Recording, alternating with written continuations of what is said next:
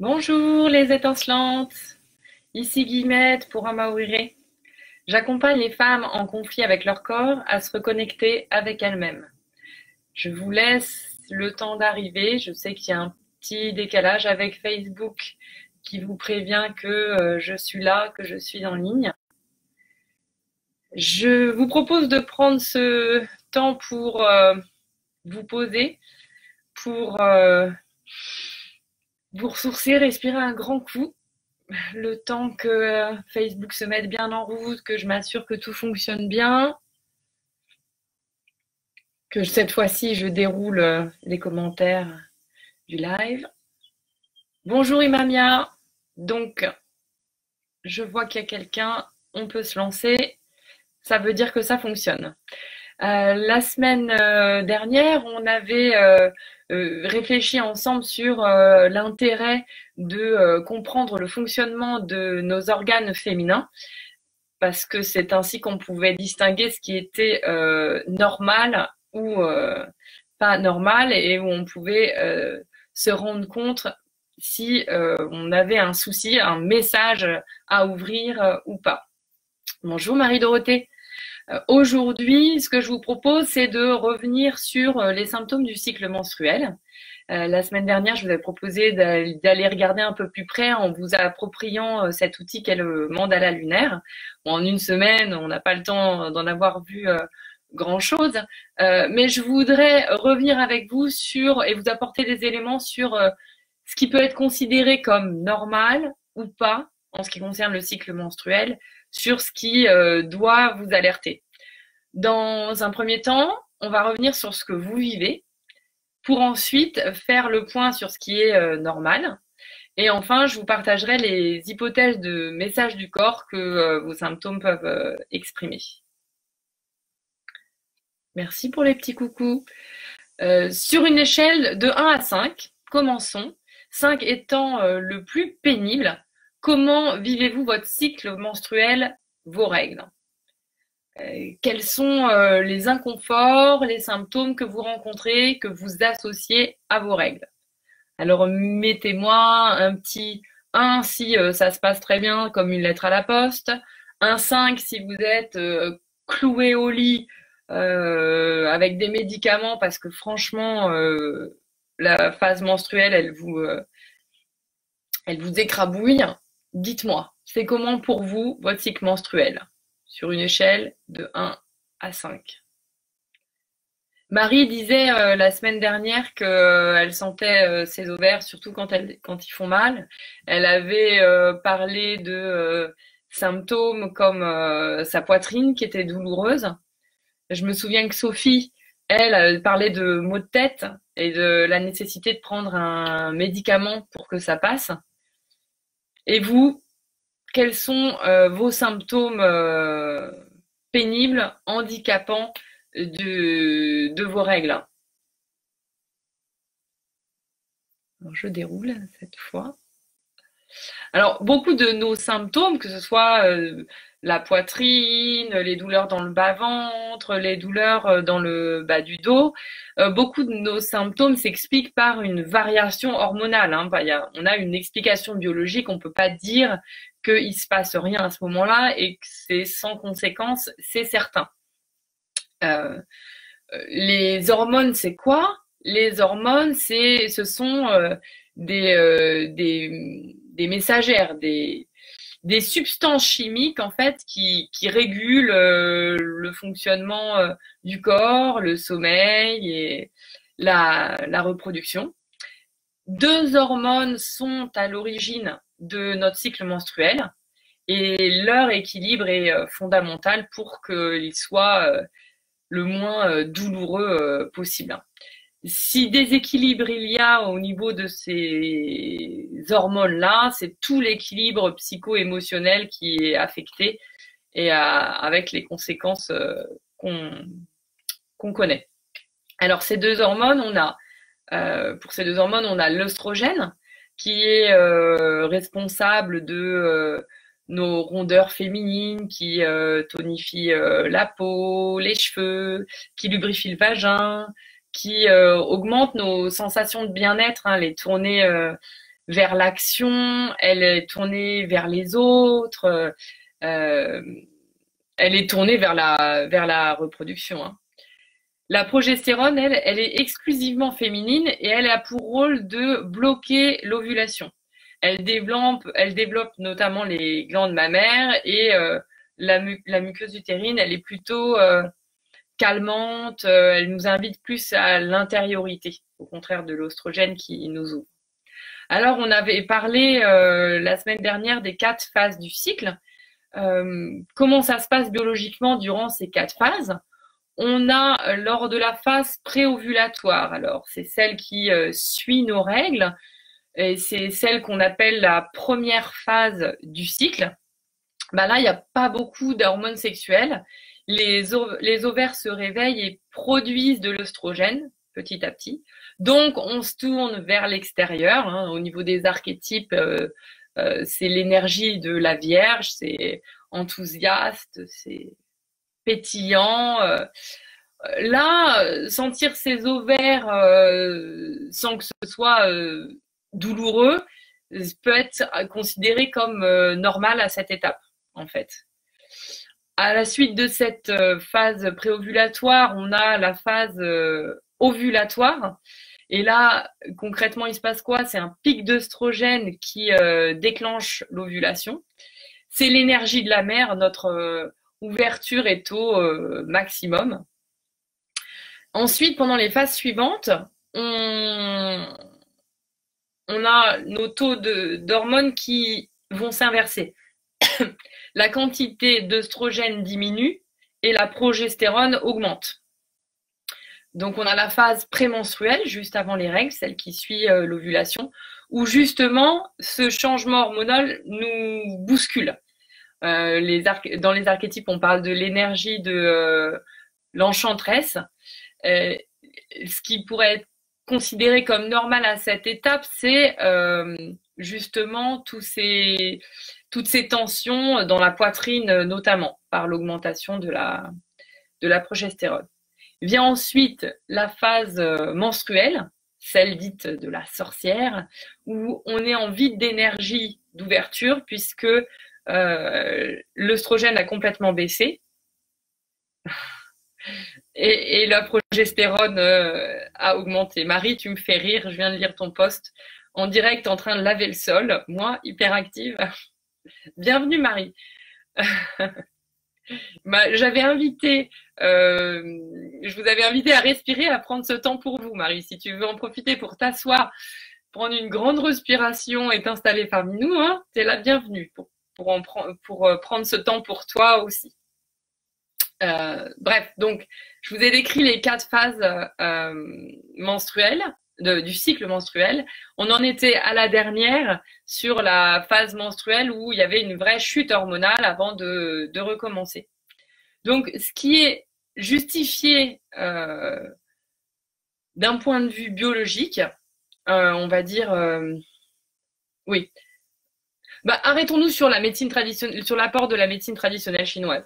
Ils ont déterminé un modèle idéal par rapport à cette phase de règles, de menstrues, c'est-à-dire celle où vous perdez effectivement du sang, qui est la période durant laquelle on est le plus souffrante de notre cycle. En même temps, on est complètement invité à se replier sur nous-mêmes, à s'occuper de nous. Et le fait qu'on ne le fasse pas forcément parce qu'on ne veut pas arrêter de passer la serpillière ou de s'activer, on ne veut pas prendre une pause dans notre rythme de vie, bah forcément, le corps, il tire pour nous alerter, pour nous dire, attendez, moi, sur mon cycle, j'ai besoin de cette phase des menstrues pour prendre soin de moi. Bref. Le modèle idéal de la médecine traditionnelle chinoise, qu'est-ce qu'il dit pour vous repérer sur ce qui est normal ou pas? Il dit que la durée d'un cycle est en moyenne de 28 jours. Alors, pour certaines, ça va être 24, pour certaines, ça va être 23, etc. C'est normal quand on a un écart d'1 ou 2 jours, c'est-à-dire que Si vous avez d'habitude un cycle de 28 et que là, ça passe à 26 pour revenir à 28, ça, cette fluctuation, elle n'est pas inquiétante. Faut que j'arrête avec mon normal. Mais c'est difficile de parler de normalité quand on a tous des métabolismes différents. Bref, donc cycle de 28 jours, on va dire plus ou moins 2 jours, c'est pas inquiétant. Ce qui est inquiétant, c'est quand il est vraiment irrégulier. Il y a les 4 phases identifiées, celles dont on a parlé, préovulatoire, ovulatoire, prémenstruelle, menstruelle. La phase de menstruelle, où vous perdez du sang, elle doit être de 3 à 4 jours.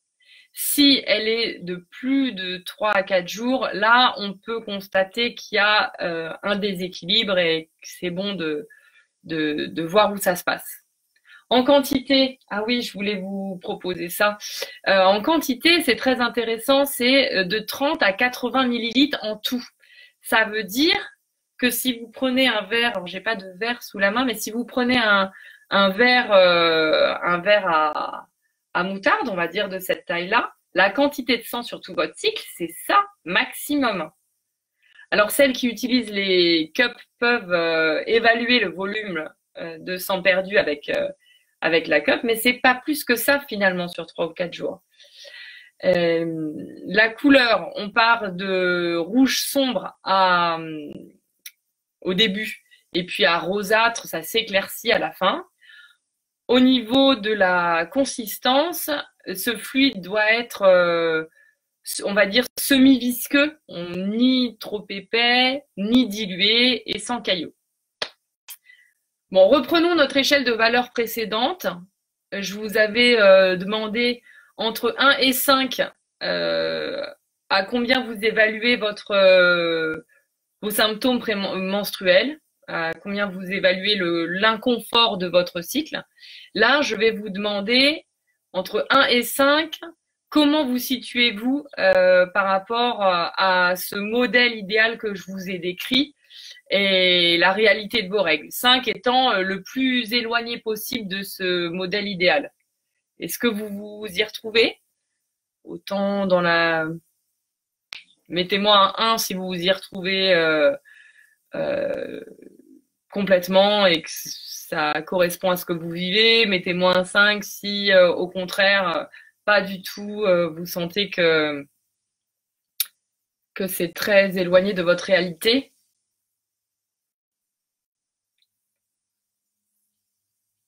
D'accord, Marie dit 1. Super.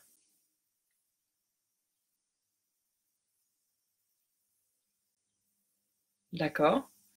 Alors, comprendre nos douleurs menstruelles passe donc dans un premier temps par l'évaluation de notre équilibre hormonal, en fait. D'ailleurs, quand on est ado et que on souffre de la poitrine ou du ventre, la première chose qu'on va nous donner, la réponse du médecin, du gynéco, ça va tout de suite être oh, une pilule et hop, on rééquilibre. Mais en reprenant point par point les impacts de l'œstrogène et de la progestérone, on peut constater les insuffisances de l'une, les excès de l'autre. Mais qu'est-ce qui agit sur ces hormones, sur ces déséquilibres? Alors Valérie me dit 1 aussi. Bah, il est chouette votre cycle, mesdames. En fait, qu'est-ce qui joue sur notre déséquilibre hormonal? Il y a l'alimentation, il y a le sommeil, l'hygiène de vie, donc. Mais on peut y ajouter un aspect tout à fait énergétique aussi, le respect des rythmes proposés pour chacune des phases. Je vous renvoie à l'article que je vous avais partagé la semaine dernière. Quand tu prends le temps de te poser et de profiter de ce temps de règle pour te coucouner, pour en faire moins, pour te mettre à distance, c'est plus facile et on vit mieux les choses et l'équilibre se fait plus facilement. En fait, il s'agit par le respect des rythmes du cycle de prendre soin du passager dans mon image de la calèche. Je sais pas si vous l'avez tout en tête, mais c'était cette image du corps humain avec plusieurs protagonistes. Le corps, c'est la calèche. Le passager à l'intérieur, c'est votre être intérieur, celui qui sait. Votre non-conscient. Je préfère le non-conscient à l'inconscient pour pas marcher sur les plates-bandes des psys. Et puis le cocher, lui, est plus chargé des croyances et de l'histoire, etc. Et alors pour le cocher, comment il peut avoir un impact lui aussi sur cet équilibre du corps au niveau, sur cet équilibre hormonal au niveau du cycle menstruel, ben il y a le stress, il y a l'aspect émotionnel, il y a toutes les croyances et le bagage familial autour de la menstruation, etc. Alors ces différents éléments agissent sur la calèche, sur notre corps, et nos symptômes du cycle menstruel sont vraiment des messagers. Il y a un truc qui fonctionne pas, qu'il faudrait nettoyer ou auquel il faut faire de la place. Alors Valérie me demande, perte marron avant et après, c'est normal. Alors, si elles sont inodores, si elles sont en spotting, c'est-à-dire en très faible quantité, je dirais non, ça correspond plus en fait à un sang qui a été stocké. C'est-à-dire que quand on a nos règles, on est d'accord que l'utérus s'ouvre un peu pour laisser passer la muqueuse et le sang. Si ton utérus, si ça fait un peu bouchon, tu vois, à l'entrée de ton utérus, tu peux avoir un peu de sang qui a stagné, donc qui est un peu plus foncé en début de cycle ou en fin de cycle, en fonction du moment où ça s'est détaché. J'espère que j'ai répondu à ta question, Valérie. Vu que tu m'as répondu que tu te situais à 1 sur une échelle de 1 à 5 par rapport au confort de ton cycle menstruel, j'en déduis que c'est un symptôme qui n'est associé à aucun autre. Donc, à ta place, je m'inquiéterais pas forcément. Prenons quelques exemples, quelques hypothèses au sujet des règles de décodage. Les règles douloureuses, elles peuvent être une illustration d'un conflit avec l'autorité, avec la règle, avec la contrainte, la norme, avec la famille, avec les liens du sang. Elles nous amènent à ces douleurs, à nous interroger sur ce qu'on nous impose en fait, sur ce qu'on nous a imposé à un moment donné. Donc, quand on souffre de douleurs menstruelles, on peut se poser la question de que symbolisent les règles pour moi, quel est mon rapport à la féminité, quel est mon rapport à la sexualité.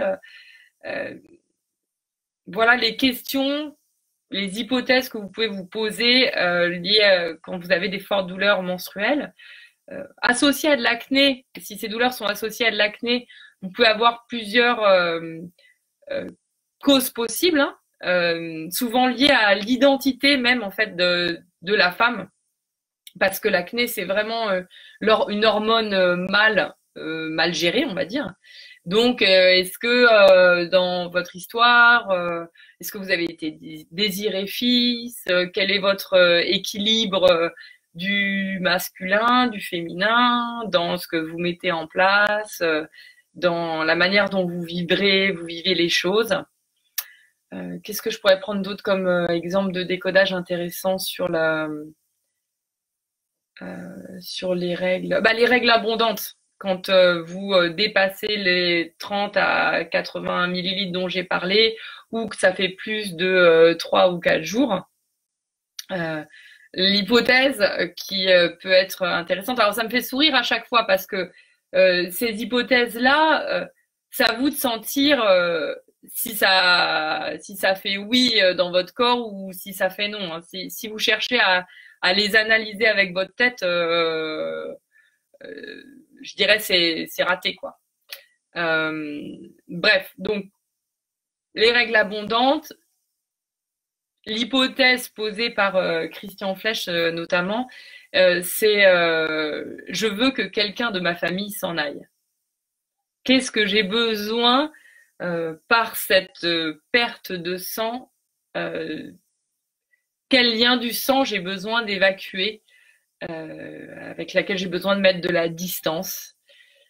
Voilà, donc tous ces symptômes en fait liés au sang menstruel font vraiment très fort écho au lien du sang et à la famille.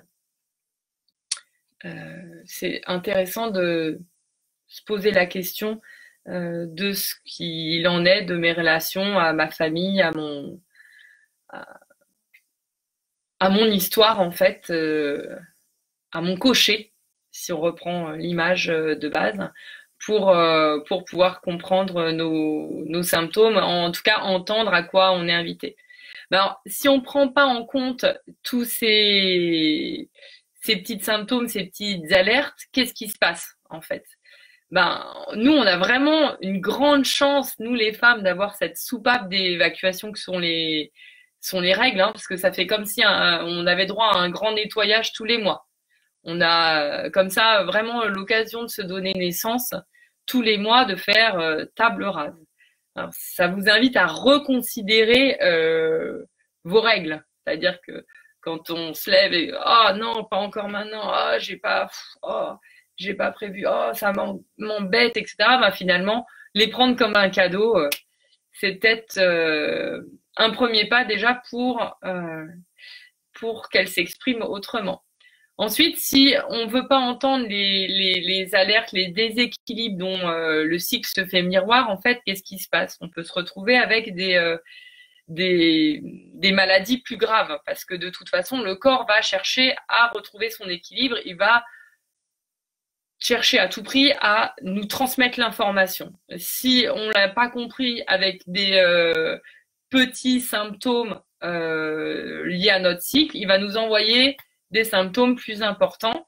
Donc on se retrouve avec quand on est vraiment autour de ces questions du féminin, on se retrouve avec des symptômes comme l'endométriose, hein, qui est vraiment une maladie, comme des pathologies ovariennes ou de l'utérus ou un fibrome, qui nous indiquent l'urgence d'aller explorer pourquoi on est si loin, pourquoi notre passager et notre cocher sont si loin l'un de l'autre. Qu'est-ce que je suis en train de vivre qui correspond pas à ce que je suis vraiment et à ce que je veux vivre.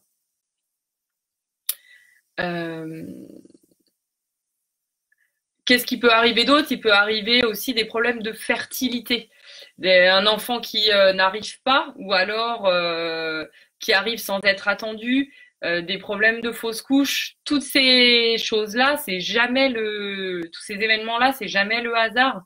On est vraiment invité à voir les choses différemment. Pareil pour tout ce qui est trouble de la sexualité, de la libido. Valérie me demande, est-ce que c'est applicable pour les premières règles quand on était adolescente? Alors, les toutes premières règles, on va dire, le temps que on arrive à régulariser le cycle, à ce que nos hormones arrivent à trouver un certain équilibre, effectivement, nos symptômes sont plus forts. Mais j'ai tendance à dire que oui, les premières règles sont aussi des alertes.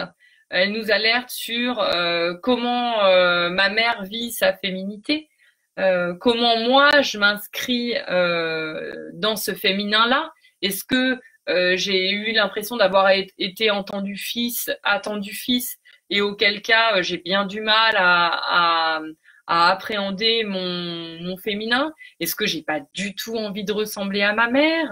Est-ce que je me sens victime de mon corps féminin parce que je me suis fait agresser, parce que ci, parce que ça. Tout symptôme du cycle menstruel, même les premières règles, sont un signe à entendre pour travailler sur et réfléchir sur votre conception, votre appréhension de la féminité, du féminin. Quand je me retrouve avec parmi mes clientes des mamans d'adolescentes qui ont des premières règles très douloureuses, c'est sûr que la première chose que je vais dire à la maman, puisque j'accompagne les mères et pas les enfants, c'est comment vous-même vous appréhendez vos premières règles, vos règles, comment vous appréhendez votre fille qui grandit, qu'est-ce que c'est pour vous qu'elle devienne une femme, comment vous lui avez présenté le féminin, comment vous lui avez présenté la sexualité, comment enfin voilà, j'invite mes clientes à mettre les mots pour que ce soit le plus confortable possible pour cette petite fille qui devient une femme, pour qu'elle soit dans plus que dans l'acceptation de son corps de jeune femme, de femme, mais aussi dans comment en faire un atout, en faire quelque chose de puissant pour elle, quoi.